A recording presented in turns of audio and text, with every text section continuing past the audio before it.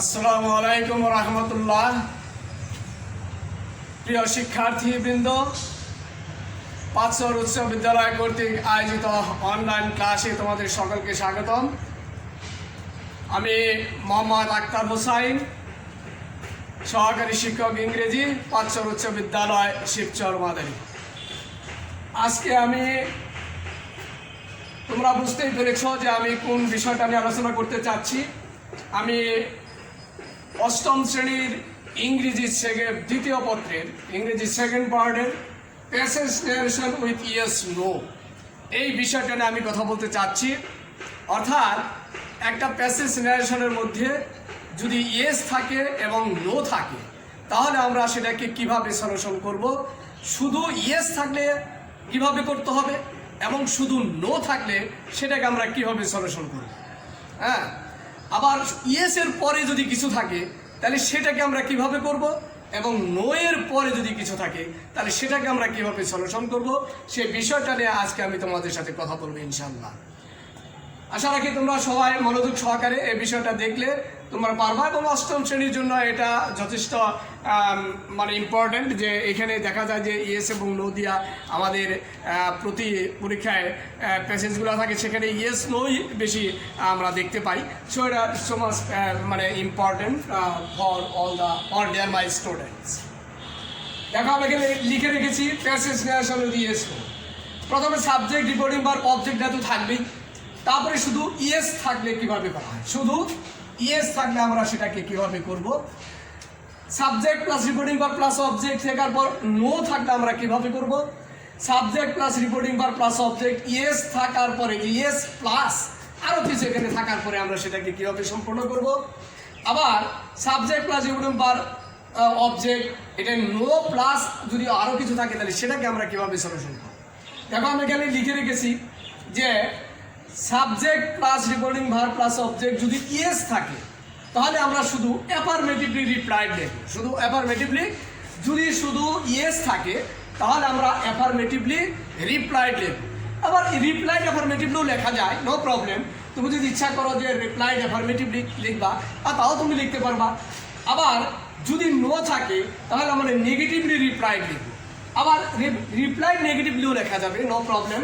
এখানে অ্যাফার্মেটিভলি রিপ্লাইডের পরিবর্তে যেরকম রিপ্লাইড অ্যাফার্মেটিভলি লেখা যায়, তেমনি আবার নেগেটিভলি রিপ্লাইড নেগেটিভলি একই, দুইটার যে কোনো একটা লিখলেই চলবে। এখন আসো সাবজেক্ট আছে, রিপোর্টিং ভার্ব আছে, অবজেক্ট আছে। এখন দেখো যে সেখানে ইয়েস থাকার পরে যদি আরও কিছু থাকে তাহলে আমরা সেটাকে কিভাবে করব। আমরা এখানে ইয়েস থাকলে দেখো যে আমি এখানে লিখে রেখেছি যে অ্যাফার্মেটিভলি রিপ্লাইড দেয়। অর্থাৎ যদি ইয়েস থাকার পরে আরও কিছু থাকে তাহলে সেখানে আমরা লিখবো অ্যাফার্মেটিভলি রিপ্লাইড দেয়, অথবা রিপ্লাইড অ্যাফার্মেটিভলি দ্যাট, এটাও লেখা যাবে। তবে অ্যাফার্মেটিভলি রিপ্লাইড দ্যাট একটু শুনতে ভালো লাগে বিধায় আমার কাছে আমি এটা দিয়েছি যে অ্যাফার্মেটিভলি রিপ্লাইড দ্যাট। আবার যদি নো থাকার পরে আরও কিছু থাকে তাহলে সেটাকে আমরা দেখবো negatively replied that, negatively replied that. এখন আসো আমি তোমাদেরকে কিছু উদাহরণ দিচ্ছি। যেমন ধরো he said yes, আর কিছু বলো, সে বললো হ্যাঁ, তাহলে এখানেই আমার এই সেন্টেন্সটা শেষ হয়ে গেছে। এটা যদি হয় তাহলে আমরা কিভাবে লিখবো যে he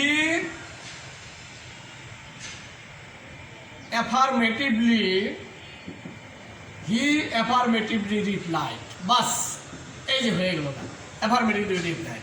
যদি এরকম ইয়েস থাকার পরেই সেটা শেষ হয়ে যায় তাহলে আমরা শুধু লিখবো যে হি অ্যাফার্মেটিভলি রিপ্লাইড। আবার হি সেড নো, তাহলে আমরা কি লিখবো হি নেগেটিভলি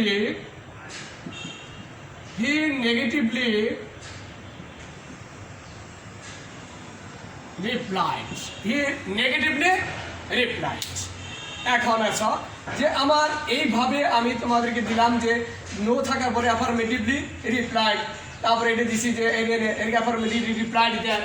এখানে ইয়েস থাকলে অ্যাফার্মেটিভলি রিপ্লাইড দ্যাট লিখলাম, ইয়েস থাকলে অ্যাফার্মেটিভলি রিপ্লাইড লিখেছি, নো থাকলে নেগেটিভলি রিপ্লাইড, আর ইয়েস থাকলে আমি লিখছি অ্যাফার্মেটিভলি রিপ্লাইড দ্যাট, নো থাকলে নেগেটিভলি রিপ্লাইড দ্যাট। এখন এই যে এখানে লিখলাম যে নো, তাহলে নেগেটিভলি রিপ্লাইড হলো। এখন আসো যদি এই ইয়েস থাকার পরে আরও কিছু থাকে, তাহলে সেখানে আমরা কিভাবে এটা করব, সেই বিষয়টা আমি তোমাদেরকে বোঝাচ্ছি। দেখো যে হি সেড ইয়েস আছে, হি অ্যাফার্মেটিভলি রিপ্লাইড লিখেছি। হি সেড নো আছে, তাহলে হি নেগেটিভলি রিপ্লাইড লিখেছি। কিন্তু he said yes I am ready, সে বললো হ্যাঁ আমি প্রস্তুত আছি। তাহলে এই ক্ষেত্রে আমাকে কি লিখতে হবে? লিখতে হবে এই বিষয়টা এরকমভাবে, যে এরকমভাবে লিখতে হবে যে হি সেড, লিখতে হবে যে হি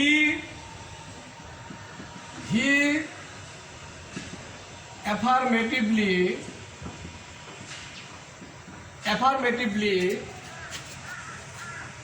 replied that, এই যে দ্যাট। এখন এই যে এখানে যে আরো কিছু যদি থাকে আমার, তাহলে সেটা আমি এখন এইটা লিখে দেবো। কি আছে যে দেখলাম যে ইয়েস এর পরে আছে আই এম রেডি, তাহলে আই তো ফার্স্ট পারসন কাকে ধরে? সাবজেক্টে ধরে। তাহলে he was ready, he was ready. তাহলে he affirmative replied that he was ready. আবার দেখো he said no I am not agree, সে বলছে না আমি তো রাজি না। তাইলে এখন এখানে আমি কি লিখবো? হি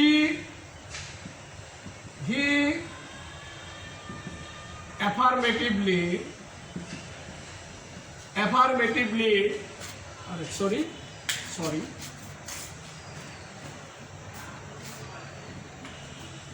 he negatively replied that, তাহলে এখন আই কাকে ধরে? ফার্স্ট পারসনকে ধরে। মানে আই ফার্স্ট পারসন কাকে ধরে? সাবজেক্টকে ধরে। তাহলে he was not agree, he was not agree.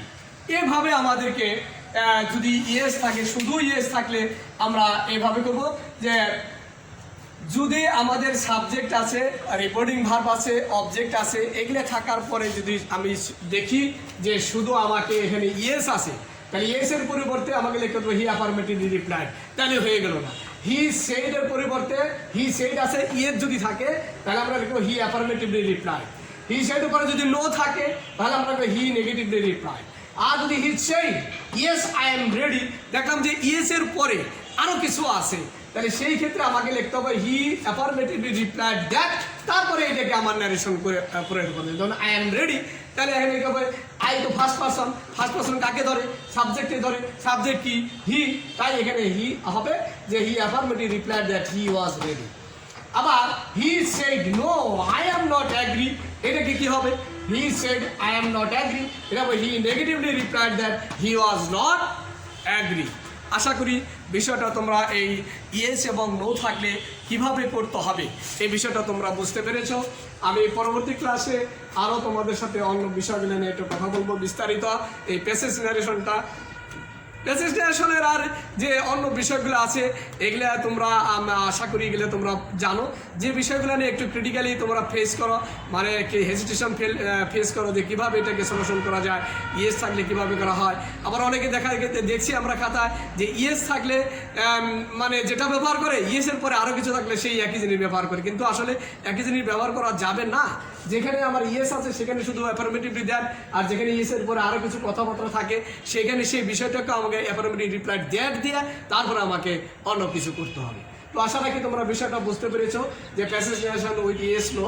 R passage narration আরেকটা বিষয়, এই বিষয়টা খুব মাথায় রাখতে হবে যে প্যাসেজ ন্যারেশন করতে গেলে আমাদেরকে দুটা জিনিস খুব মাথায় রাখতে হয়, লিসেনার এবং স্পিকার, মানে বক্তা এবং শ্রোতা।